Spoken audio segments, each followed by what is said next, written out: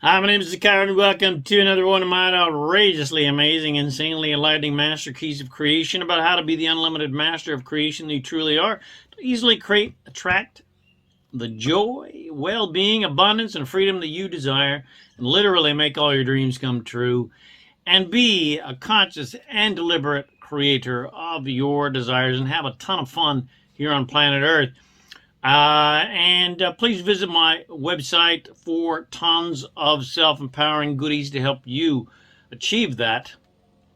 And come visit my YouTube channel, subscribe to my YouTube channel and my podcast channel entitled The Master Keys of Creation, where there is tons and tons and tons of goodies to help you become a conscious, deliberate creator of reality and have a shitload of fun here on planet Earth. So here we go now. Death is not a tragedy because death does not exist. Everyone is immortal source, and no one actually ever dies. Only the body dies. Bum, bum, bum, bum. All right, so knowing what I know about reality in the cosmos, it is tragically hilarious when I see an obituary or a story where a person is described to have tragically died, or someone alive has experienced a tragic loss because someone has croaked. Because I know that when that person, quote, died, they didn't think it was a tragedy for a second. And in fact, I know all they felt was complete relief and complete ecstasy when they left their body and went to heaven, so to speak. Because the truth is, when anyone dies, they immediately 100% release everything from their physical life and enter pure, positive, unconditional love, which is their natural state of being. They go back to their source state, their divine source, unconditional loving state of pure joy, pure love, pure well-being, and infinite abundance. And all of their dramas and traumas and pain on earth is now 100% gone and means absolutely nothing, and they have no regrets whatsoever and don't even think about the past. And they do not grieve losing their loved ones who are still on planet Earth, because technically they haven't gone anywhere, they haven't lost anything, and they feel even more connected to their loved ones on planet Earth in a much more enlightened, divine, high vibrational way, because everyone that dies is still interested in what's going on down here on planet Earth. They do not disconnect from it, feel separate from it. They feel even more connected to it. Hence why people often feel their past loved ones around them when they croak. They're not haunting them, so to speak. They're just interested in what they're doing because they love them. Anyone and everyone who dies, so to speak, no longer has any regrets or judgments about their past love, no matter what horrendous things that they supposedly did.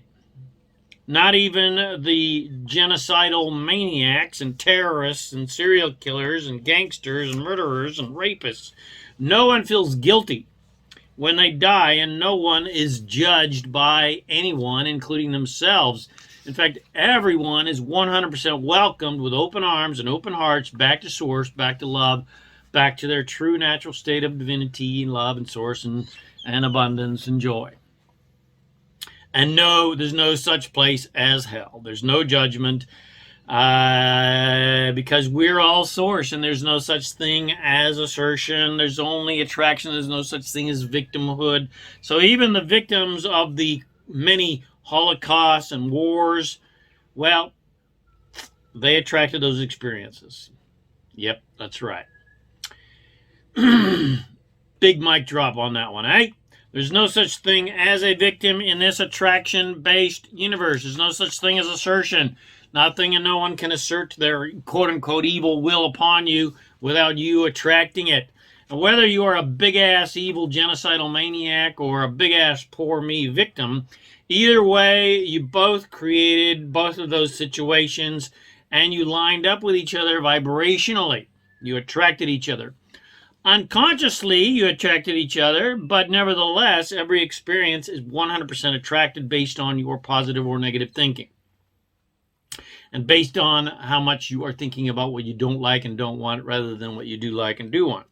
So 100% of every soul goes straight to heaven, so to speak, straight to 100% pure positive energy, straight back to the source of their sourceness, their divinity, their godness of love, pure unconditional love, when their bodies die. Because we're all immortal, divine spirits, and no one ever actually dies. We are immortal. We are infinite. And when a soul leaves a body, regardless of the circumstances of the death or even near-death experience where they haven't died but then they go back, gentle or tragic, it matters not to the soul, because as soon as they leave the body, it's 100% a complete, joyful, ecstatic celebration. No exceptions. It's a party every time, because who we all truly are as source is pure, positive energy, pure, unconditional love. We're all perfectly divine and 100% pure joy and unconditional love and infinite abundance.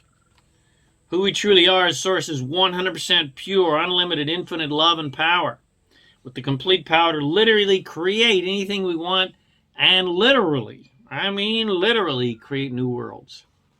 No one is remotely faulty or sinful or unworthy in any way, or helpless in any way, or powerless in any way, or unworthy or not good enough. No matter how anyone appears or what they do, everyone is pure, positive, divine love and joy and infinite abundance.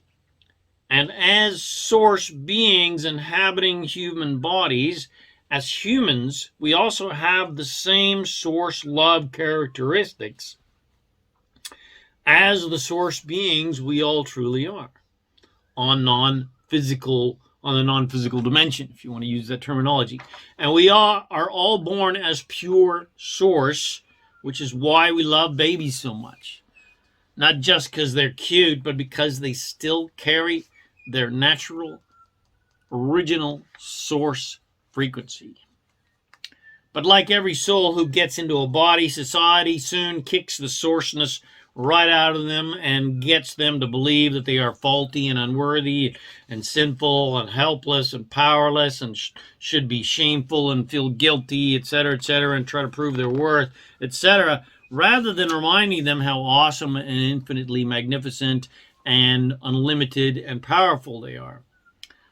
But regardless of what lies a person bought into as humans, as soon as they kick the proverbial bucket, they immediately remember their infinitely awesome magnificence. No exceptions. And step fully back into that infinitely powerful, immortal, unconditionally loving source self.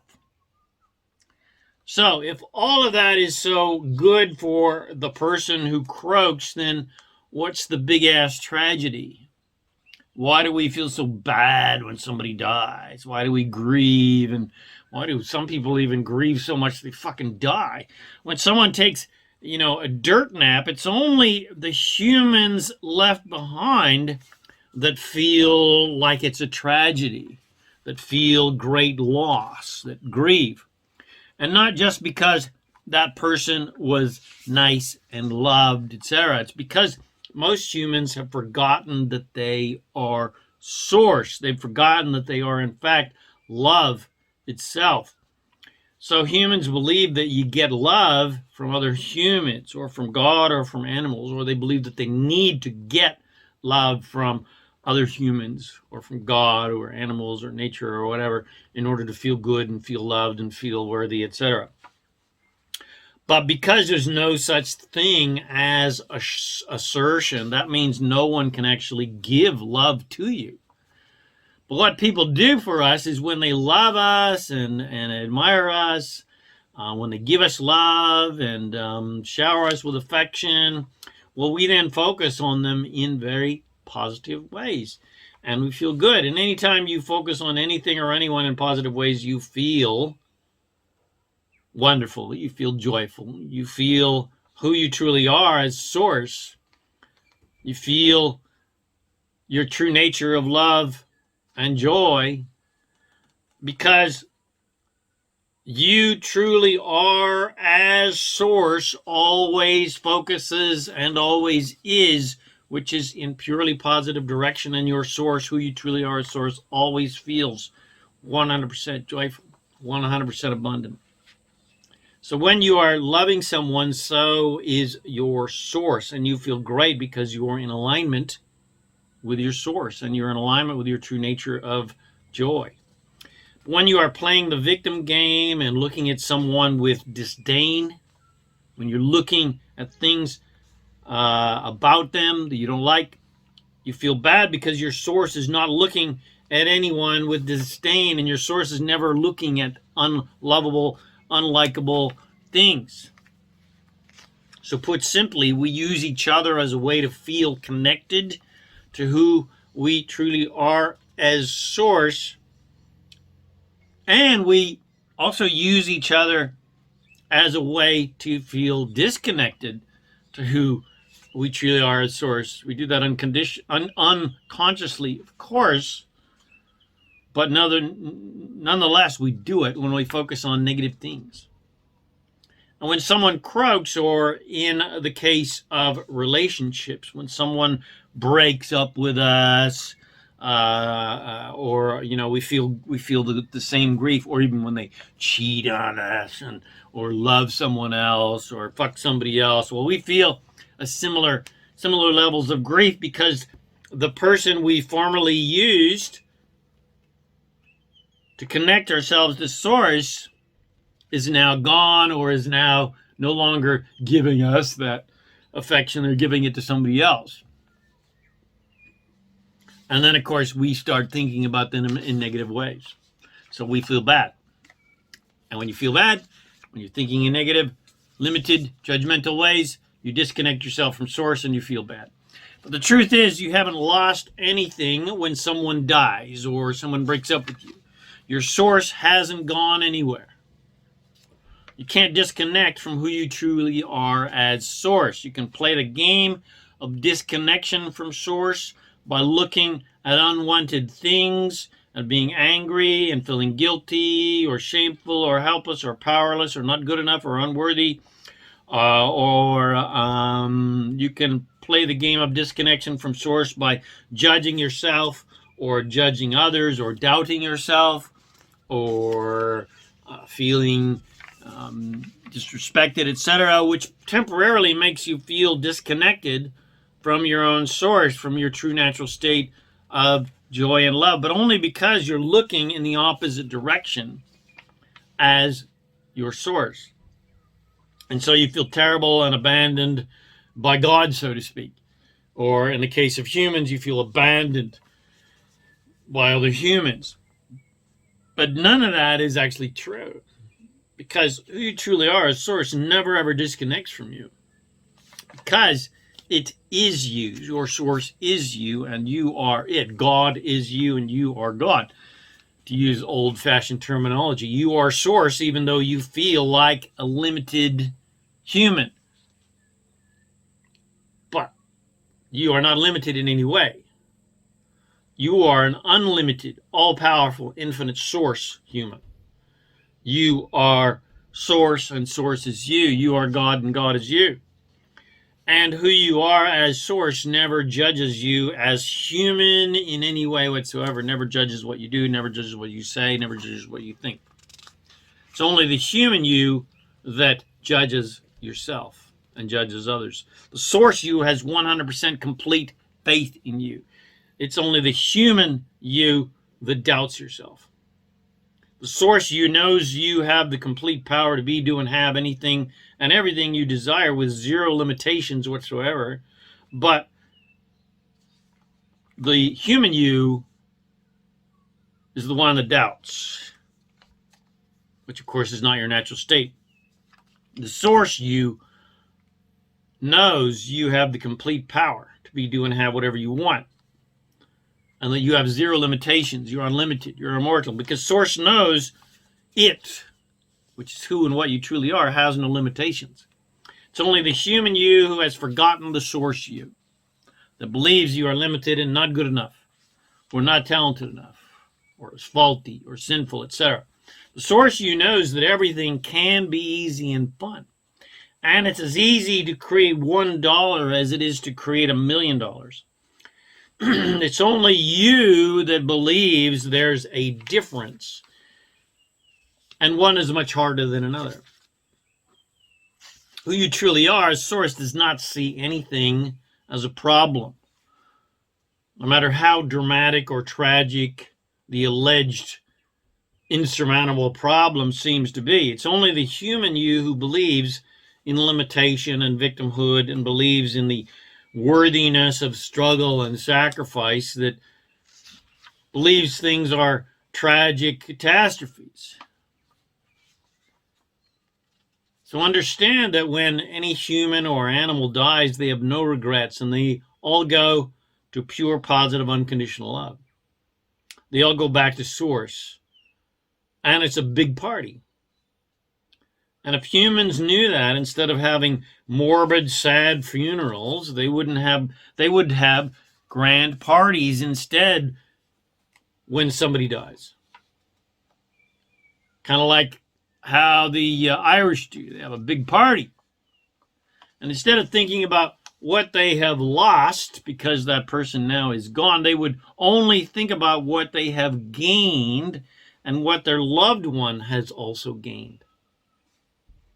And they would now connect to the unlimited, unconditional, loving, infinitely joyful Source self that person is now living, rather than missing their body and human personality and the connection that they had from using them as an excuse to connect to their own Source when they focused in positive directions on that person.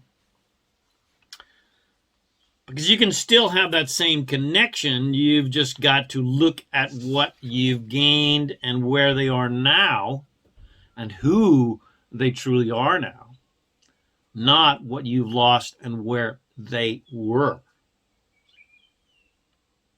And when you are connected to your own Source, because you practice connecting to who you truly are as Source, everything I have spoken of is easy. And even when the dearest of persons loses their mortal coil, you grieve not at all, or for only about 5 minutes, and instead rejoice for their new beginnings and what they have gained and what you gained, because now you have another infinite, unlimited Source being 100% unconditionally supporting you on your joyful, abundant Source human journey. So, I hope that you enjoyed my podcast. Death is not a tragedy, because death does not exist. And it helps you to realize that everyone is a mortal Source, and you are a mortal Source, and you cannot die. No one else ever dies. Their body dies, yes, but the soul, the spirit, never, ever, ever, ever, ever, ever, ever, ever, ever dies. And it helps you to realize how amazing you are, how infinite you are. And you live that on planet Earth. So, if you got something from this, and I know you did because it was amazing, as all of my podcasts are, please share it with your friends and bless them with these amazing teachings. Subscribe to my YouTube channel and my podcast channel, The Master Keys of Creation, containing a cavalcade of wonderful, amazing goodies to help you again become a conscious, deliberate creator of reality.